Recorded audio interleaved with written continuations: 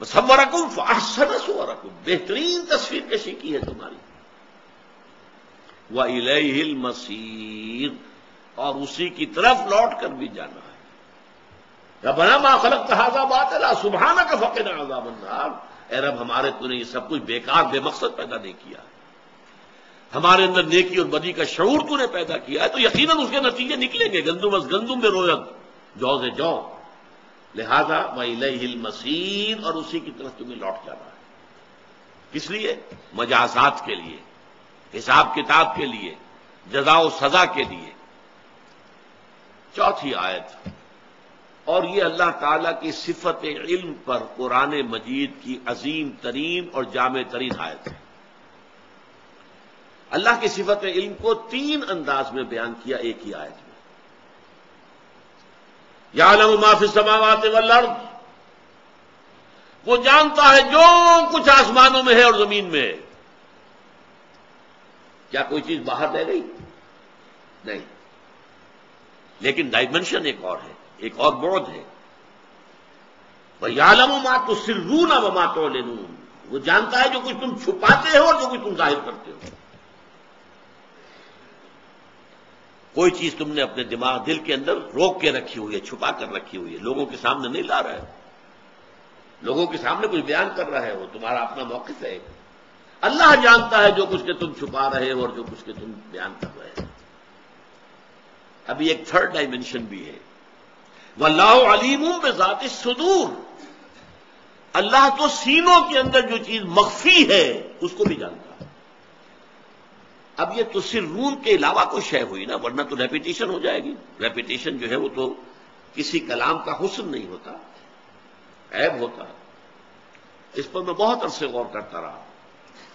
پھر یہ نقطہ کھلا کہ دیکھیے ہماری علم کی ایک ڈائمنشن وہ بھی ہے جسے ہم خود نہیں جانتے، جسے ہم کہتے ہیں subconscious mind. What is lurking in your subconscious mind? جیسے سانپ ہوتا ہے نا پھنیر، اور وہ پھکارے مار رہا ہو. ہمارا سب کانشیس مائنڈ جسے ہم خود بھی نہیں جانتے. ہم نے اگر کسی چیز کو جان بوجھ کر چھپایا ہے تو وہ تو ہم جانتے ہیں جس کو ہم چھپا رہے ہیں. وی نو اٹ. سب کانشیس مائنڈ وہ ہے جسے ہم خود نہیں جانتے. اللہ اس کو بھی جانتا ہے جو تمہارے تحت الشعور میں ہے، جو تمہارے لا شعور میں ہے، وہ جو اندر سے تمہارے نفس کے وسوسے ہو رہے ہیں. الذی یوسوس فی صدور الناس،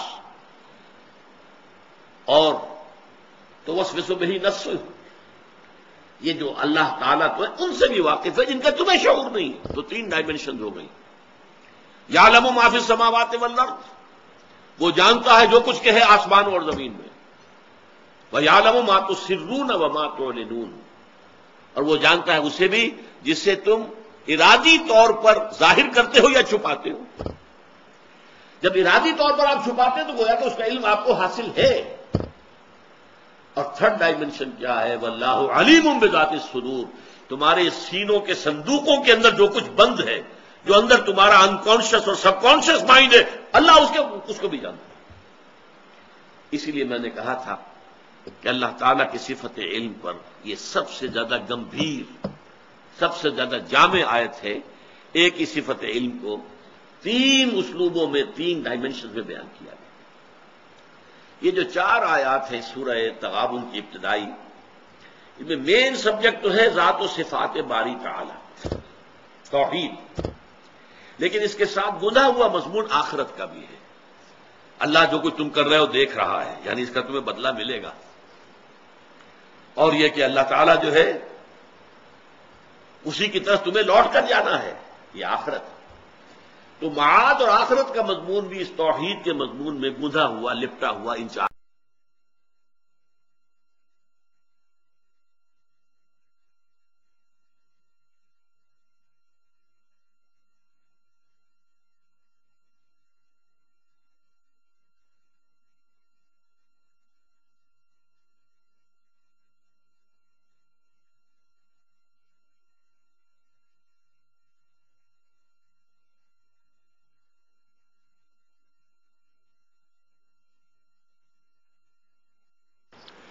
نحمده ونصلي على رسوله الكريم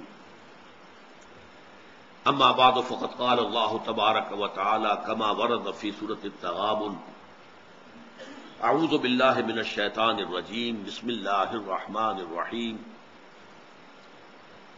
الم يأتكم نبأ الذين كفروا من قبل فذاقوا وبال امرهم ولهم عذاب اليم ذلك بأنه كانت تأتيهم رسلهم بالبينات فقالوا وبشر يهدوننا فكفروا وتولوا واستغنى الله والله غني حميد زعم الذين كفروا أن لن يبعثوا قل بلى وربي لتبعثن ثم لتنبؤن بما عملتم وذلك على الله يسير صدق الله العظيم۔ سورہ تغابن کی پہلی 4 آیات میں توحید کا مضمون، ذات و صفات باری تعالیٰ کا مضمون، اگرچہ اس میں گوندا ہوا مضمون آخرت کا، بعث بعد الموت کا بھی موجود ہے۔ اب 2 آیات میں نبوت اور رسالت کے بارے میں نوع انسانی کو جو سب سے بڑی ٹھوکر لگی ہے اس کا ذکر ہو رہا ہے۔ اللہ نے جب رسول بھیجے تو رسول کے دشمنوں نے اور اس وقت کے جو جبار اور قہار اور چودھری تھے، سردار تھے، انہوں نے عوام کو ورغلایا کہ دیکھو یہ تمہارے جیسے انسان ہے، یہ نوح بھی ایک انسان ہے، روٹی کھاتا ہے، بازاروں میں چلتا پھرتا ہے، یہ کیسے رسول ہو سکتا؟ اللہ کو رسول بھیجنا تھا تو کوئی فرشتہ بھیجتا، اس کے آگے پیچھے جو ہے ہٹو بچو کرنے والے چوبدار ہوتے، اللہ کا سفیر، اللہ کا پیغامبر آ رہا ہو، یہ ایسا نہیں، یہ تمہاری طرح کا انسان ہے۔ ہاں معلوم ہوتا ہے کہ یہ تمہارے اندر ذرا اقتدار حاصل کرنا چاہتا ہے، غلبہ حاصل کرنا چاہتا ہے، اس کے لیے ڈھونگ رچایا ہے اس نے یہ سارا نبوت اور رسالت۔ سمجھ رہے ہیں میری بات؟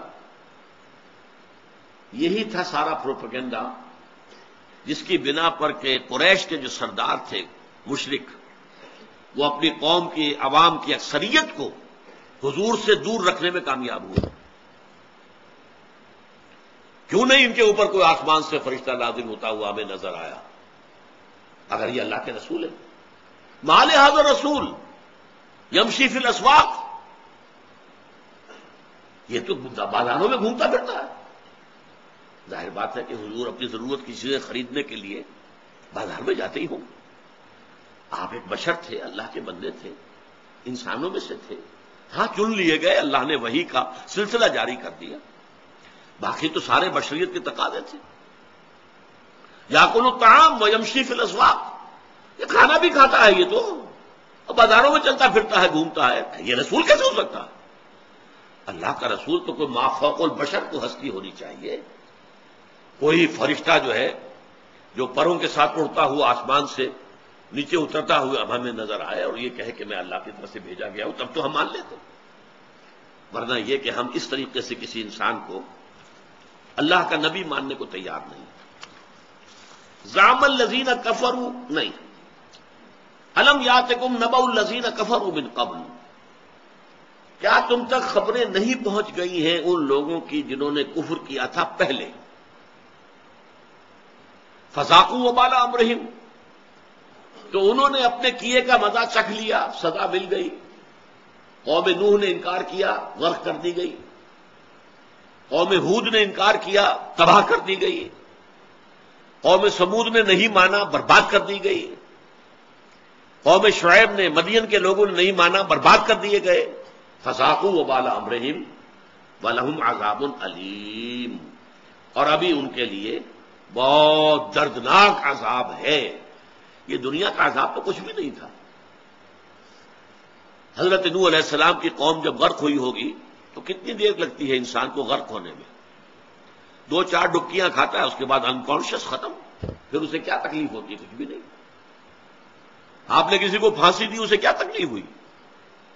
ذرا سا آپ نے اس کا تختہ اس کے پاؤں سے کھینچا، وہ تھوڑی دیر تڑپا، ختم، کتنی اسے تکلیف ہوئی۔